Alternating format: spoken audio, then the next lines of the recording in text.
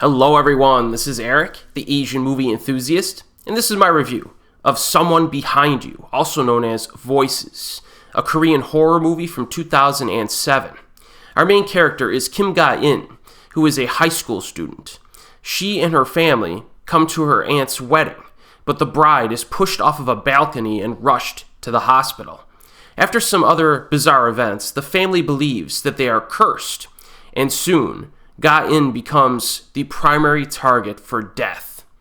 Now, this is not the typical curse that we see in movies. Oh no. Our protagonist is targeted by her closest friends and relatives, who inexplicably go crazy and attempt to murder her. So Someone Behind You is one of those movies that is probably maybe a little bit too vague for its own good. So it's understandable that some viewers may have problems kind of figuring this movie out. Kind of a shell game, kind of a story that tries to bait the viewer into like red herrings and certain assumptions from start to finish, some of which may or may not be true.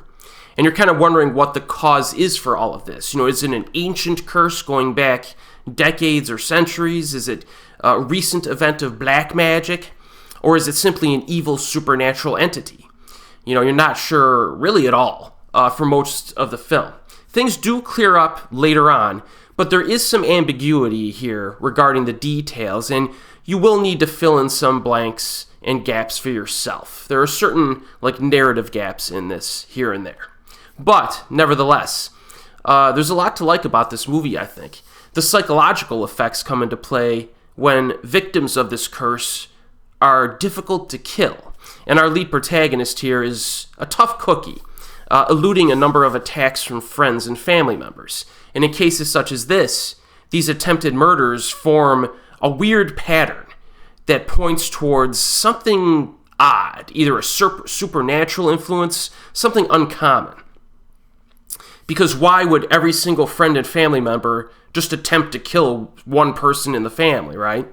And at this point, the possibility of a curse doesn't seem so far-fetched for our protagonist. Also, her paranoia reaches peak levels in this, and she suffers greatly when attempting to kind of figure out what's going on and dealing with her newly found mistrust and fear of her loved ones, because she doesn't know when or if any particular person's going to come after her, you know? The only true escape, theoretically, from this situation is if she were to, move away and just live, in the middle of nowhere. But that's not exactly a winning proposition. While somewhat obvious that something unusual is influencing these murders, the interesting thing is when you think about how much manipulation is required. You know what I mean? To push a particular person over the edge into attempted murder.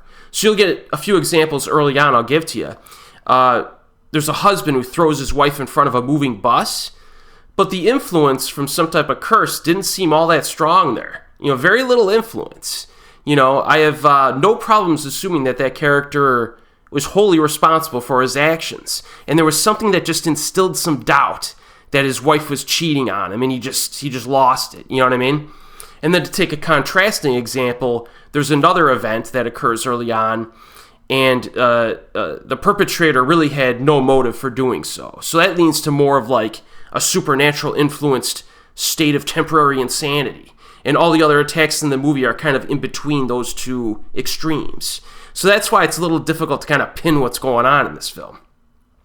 But it's interesting to think of, you know, everyone has that murderous seed inside of them if you just push the right buttons, right? So I thought that was interesting in this. I do think the overall quality of the script writing in this movie is just kind of mediocre.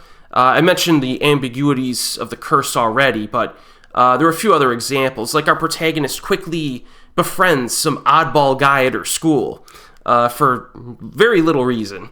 That wasn't very convincing, that particular friendship there. And the complete lack of police presence was kind of weird. I mean, there's not many cops in this movie, and there's quite a bit of death and attempted murder for sure. But the premise is neat, and it's thought-provoking. So it's more of a popcorn flick, but it works as that. At the very least, you get some solid acting, an interesting premise, and that elevates it a few notches. The lead actress, Yoon Jin So, had a small role in Old Boy, so you might recognize her from that. She's likable here, and most of her decision-making is understandable. The aforementioned murder attempts are numerous and generally well executed. Some scenes get bloody and violent. And like I said, the sense of paranoia is highlighted at numerous points. Runtime is 1 hour and 23 minutes. Major rarity for a South Korean film. Makes it very easy to sit through. It moves fast. And I think it's pretty entertaining. So I do recommend Someone Behind You, also known as Voices. Currently available on Amazon streaming, as well as physical media. I think I saw some DVDs on eBay. But do not get this mixed up with the fourth installment of the Whispering Corridors franchise, which is called Voice. And it was released 2 years prior in 2005. So you have Voices, which is also known as Someone Behind You, which was released in 2007. And then you have Whispering Corridors 4 Voice from 2005. This was back in the day when every Korean horror film had like 3 different titles. So don't get them mixed up. But they're both worth watching. And as always, I'll see you next time.